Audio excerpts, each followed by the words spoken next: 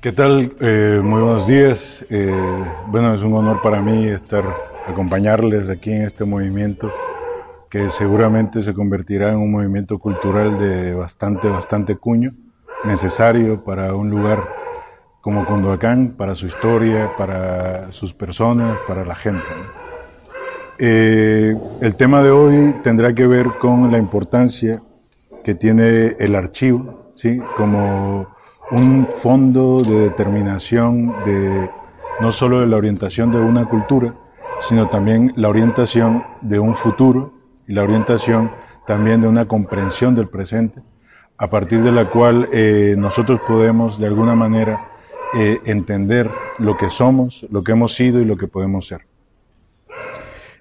Yo me encontraba en 2008 aproximadamente haciendo un doctorado en Ciencias Humanas y Sociales, y en aquel entonces tuve la oportunidad de participar con una universidad que era considerada una universidad de derechas, ¿sí? De absoluta derecha, y donde pues tuve la suerte o digamos la oportunidad de ser el primer mexicano que daba clases en una escuela española con una orientación, como decía, absolutamente ortodoxa respecto a la cultura. En aquel entonces me encargaron la posibilidad de hacer una revisión de la conquista, llamada conquista, ojo, por los españoles, y gracias a la doctora Concepción García Sáiz, directora en aquel entonces de la Biblioteca del Museo de América en España, me permitieron acceder a archivos que solo pertenecen a esa biblioteca, pero que también no están abiertos al público. Esto me permitió leer, está prohibido transcribir, ¿sí? Y de alguna manera analizar algunos datos que pudieran ayudar para la comprensión de lo que podría ser hoy en día Cunduacán.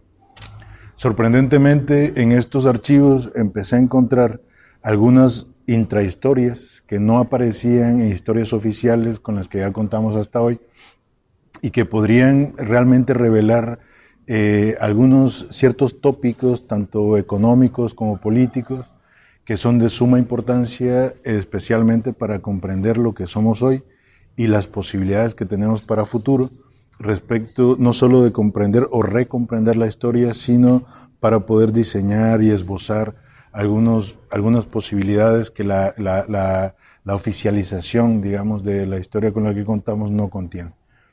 Pues bien, en este 2008-2009, que fue el tiempo en el que me encargué de estos archivos, empecé a ver que era posible contar una historia que iniciara desde la cultura olmeca y que había el suficiente fundamento como para decir que había una separación tajante con la supuesta conquista global de la cultura azteca sobre México.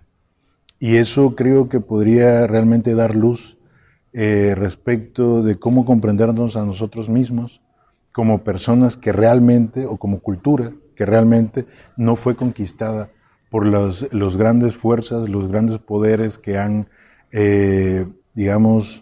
avasallado la interpretación de la cultura de la conquista y sobre todo la interpretación, ¿sí?, del mestizaje y si me escucho excesivamente centralista, la consecución o la comprensión de una cultura que se pudiera llamar, ¿sí?, una cultura que se pudiera llamar bastante originaria, ¿sí? ¿Qué quiero decir con esto? La llegada de los españoles representa los españoles y franceses a Tabasco o al sur de México, representa realmente una forma de entender, digamos, el carácter, de culturas originarias que no solo conocen su entorno, sino que también están absolutamente convencidos que perder sus orígenes es perder no solo su cultura, sino también su futuro. Esto quedó clarísimo cuando en los textos que encontré firmados por Bernardo Díaz del Castillo, ¿sí? Se señalaba que justamente las personas que vivían en el sur de México, incluidos Cunduacán, e incluso se menciona Cunduacán, el nombre de Cunduacán, eran absolutamente reacias a aceptar la sistematización cristiana, sí, que proponía el, digamos, lo llamaré así, el españolismo, sí, y que también hay que considerar que lo que estaba pasando en aquel entonces en España ya llevaba a España al límite de, digamos, su reconocimiento dentro de Europa como un país capaz de sostener el cristianismo, de manera tal que la conquista sirve para emancipar a España dentro de Europa, porque estaban a punto de perder todos sus reconocimientos como país cristiano, por un lado. Por el segundo, era el único, y sigue siendo el único país, España, que habla castellano. El plan de Europa era desaparecer por completo el castellano porque España no tenía la suficiente fuerza económica para poder realmente competir, digamos, con países europeos. ¿Qué quiere decir esto? La conquista, y ya regresaré al curso que empecé a dar en esta escuela, yo lo llamé descubrimiento, ¿sí? Porque en verdad creo que no ha sido una conquista. Tabasco demuestra que España no conquista México, ¿sí? ¿Por qué? Por la resistencia que justamente existe dentro de los, dentro de los territorios del sur de México. Al llamarle descubrimiento, lo que hacemos no es solo una, digamos, una inversión hermenéutica o interpretativa de lo que ha pasado con la historia oficial, sino lo que estamos diciendo es que hay una personalidad propia en el mexicano, lo llamaré así, el mexicano del sureste, el olmeca, que se resiste por completo a una religión no solo que no comprende, sino que no va de suyo con sus principios naturalistas, ¿sí? Con sus principios o justamente con su entorno natural, y que evidentemente no aceptaría una deidad que sea absolutamente abstracta, tal y como la ha conservado y tal como la ha pensado el cristianismo.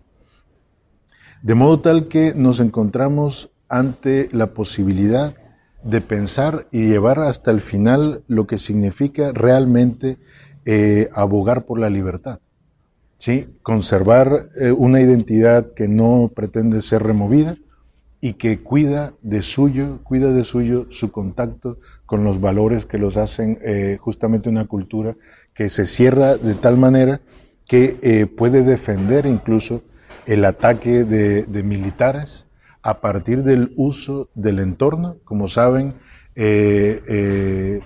muchos militares franceses y españoles atacan en lugares que no conocían y que justamente este desconocimiento es aprovechado por las culturas originarias para que estos se ahogaran, para que estos se perdieran, para que estos murieran de hambre, etcétera, etcétera. Esa estrategia, y eso es importante decirlo, se está utilizando hoy en los países con las milicias más poderosas del mundo.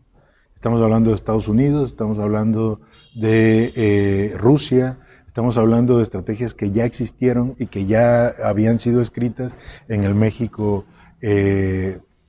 digamos, en el México precolonial y en el México postcolonial. Por otro lado, cuando, digamos, la migración de los aztecas comienza a bajar hacia el sur, ya se encuentran con un sistema político democrático que puede competir con cualquier sistema, incluso platónico, ¿no? En el sentido de la república, como bien sabrán, sí, este libro maravilloso que ha fundado la democracia europea, pero la democracia existente en los pueblos originarios del sur sí, de Tabasco ya tiene rasgos de una democracia absolutamente fuerte, absolutamente establecida y funcional. Esas son cuestiones que nosotros debemos preguntarnos por qué no las tenemos en la mesa, por qué no existe en México, ¿sí?, una importancia acerca de lo que hemos hecho y de lo que algunos otros han tomado de nosotros para hacer lo suyo, y sobre todo para hacer pensar o instaurar en el imaginario colectivo o en el imaginario universal que es Europa, que es Estados Unidos, que son otros países que han hecho realmente tecnologías sociales de primerísimo orden cuando nosotros las tenemos con nosotros. Esa es la importancia del archivo, esa es la importancia de la historia y esa es la importancia del conocimiento, ¿sí?, de evidentemente datos, documentos que podrían no ser públicos y que podrían no estar a la mano de todos. En ese sentido, yo creo que la investigación en el archivo es una investigación no solo intelectual, sino política, económica y evidentemente cultural.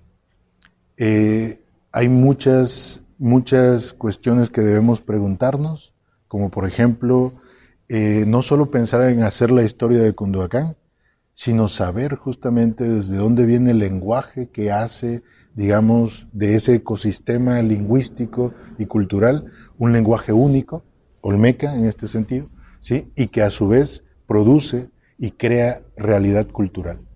Esa es la gran importancia de los archivos, esa es la gran importancia del conocimiento y sobre todo, esa es la gran importancia de, en este caso, el Museo de América, de ocultar documentos que sirven, ojo, para poder percibir, para poder determinar cuáles son las riquezas que existen en un país o en otro y cuáles son las formas de explotación de estas riquezas que pudieran incluso no ser materiales como el petróleo, que pudieran no ser materiales como la madera, etcétera, etcétera.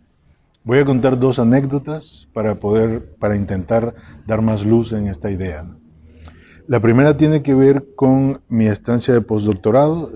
Me encontraba en la Universidad Católica de Lovaina haciendo el postdoctorado y al lado de los archivos donde yo me encontraba estaban los archivos de África y por cuestiones de que casi me pasaba todo el día trabajando allí, entablé amistad con la bibliotecaria que era la que permitía estar en los archivos africanos.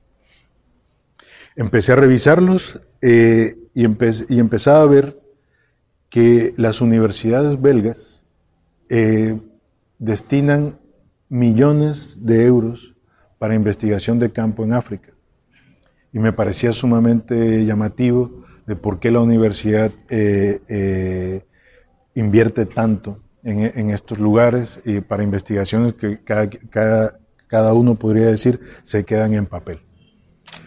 En realidad los textos y los archivos señalan cuáles son las riquezas minerales, las riquezas, digamos, naturales, las riquezas económicas, sociales que tiene cada lugar, y específicamente donde se concentraban la mayor parte de investigaciones, se concentraban en el Congo belga.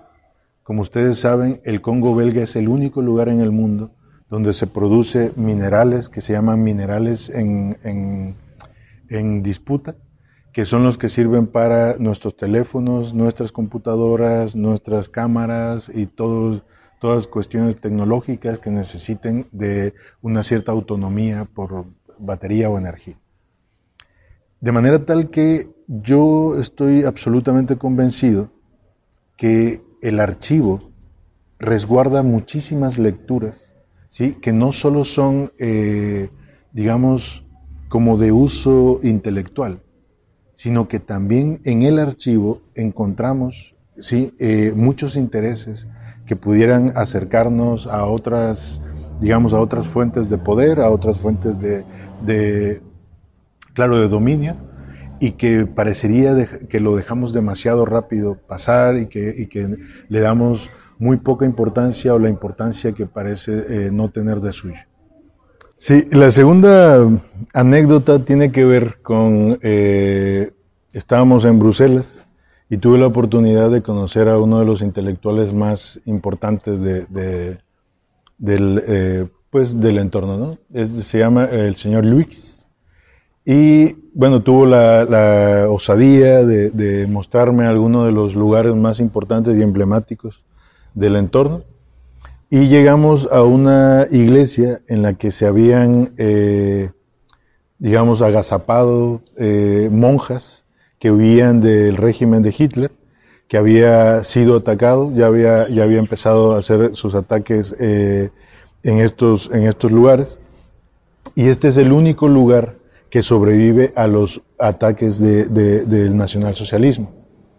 Lo sorprendente fue que me decía, dice, mira esta arquitectura, dice, esta madera salió de Tabasco y fue es la única construcción arquitectónica que se conserva desde hace más de 500 años, 500, 800 años. Eso quiere decir que la apreciación de los recursos naturales, ¿sí? En Europa, que ya no es una apreciación meramente utilitaria en el sentido en el cual podríamos decir para qué utilizamos cierta madera y para qué utilizamos otra, sino más bien tiene que ver con un sentido histórico utilitario, por decirlo de alguna manera. No solo estoy hablando de la resistencia de esta madera, sino el hecho de que esta materia prima ha servido para contar una historia que de alguna manera nos compete, de alguna manera estamos relacionados con ella y que lo tenemos nosotros en nuestra vida diaria. Voy a contar una tercera anécdota que no tenía pensado, pero bueno, ya que andamos por ahí, ¿sí? En algún momento tuve la oportunidad de sentarme en la mesa con algunas personas. Yo daba clases en una escuela que, bueno, era una de las escuelas más caras de Europa. Y yo le daba clases a personas que eran virreyes, condes, etcétera, etcétera. Y alguna vez me preguntaron que si de dónde era, y les dije que de un lugar que se llamaba Cunduacán. Entonces me decían que jamás habían escuchado, ¿no?, que era Cunduacán, ¿no? Y empezaba a explicar, evidentemente, cuna de los hombres ilustres, olla, pan y culebra, y cuestiones que pudieran ser históricas, pero que en su momento no decían absolutamente nada. Entonces se me ocurrió hacer una exposición de los árboles, de los frutos, animales que habían en Cunduacán, y una persona que, bueno, con un poder adquisitivo impresionante, me decía, nosotros los europeos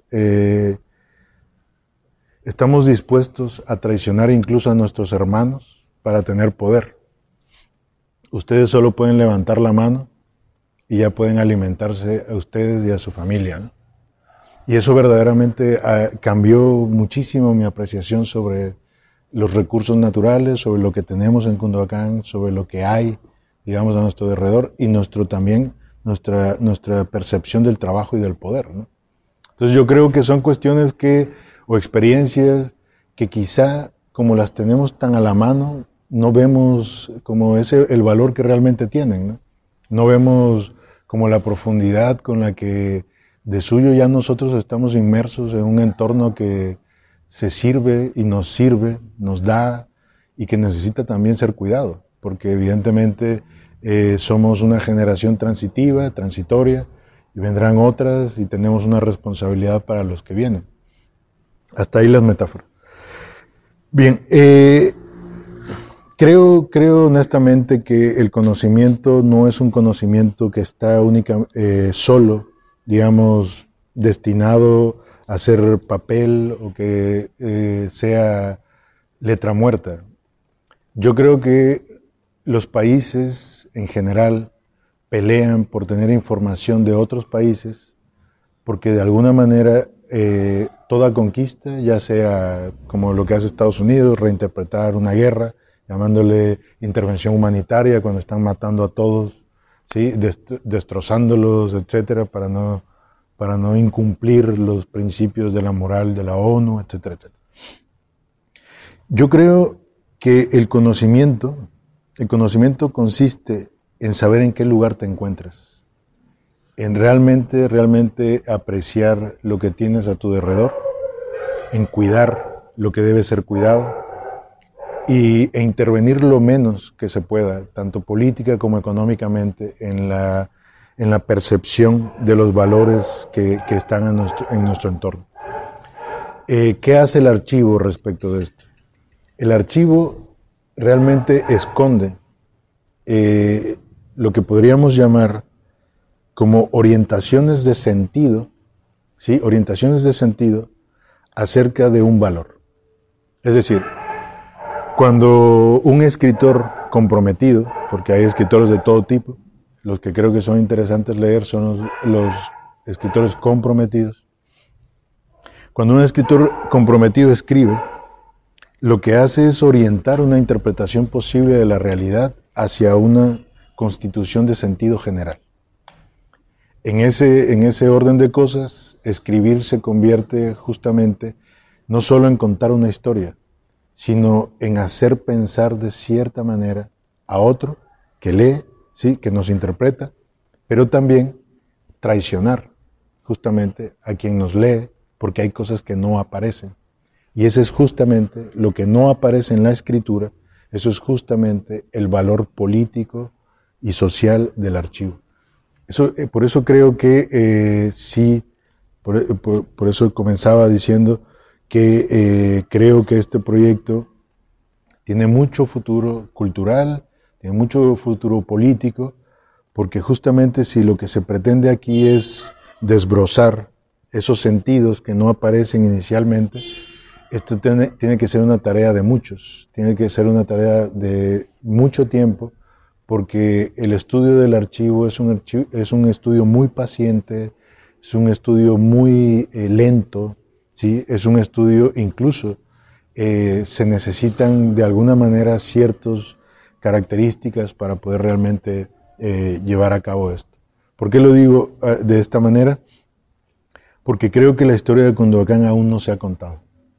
Creo que la historia de Cunduacán está por hacerse y tiene que hacerse de una manera mucho más profesional de aquella que se ha hecho hasta hoy. Y con profesional quiero decir que podemos tener perspectivas, opiniones, etcétera, acerca de lo que es importante o lo que no es importante.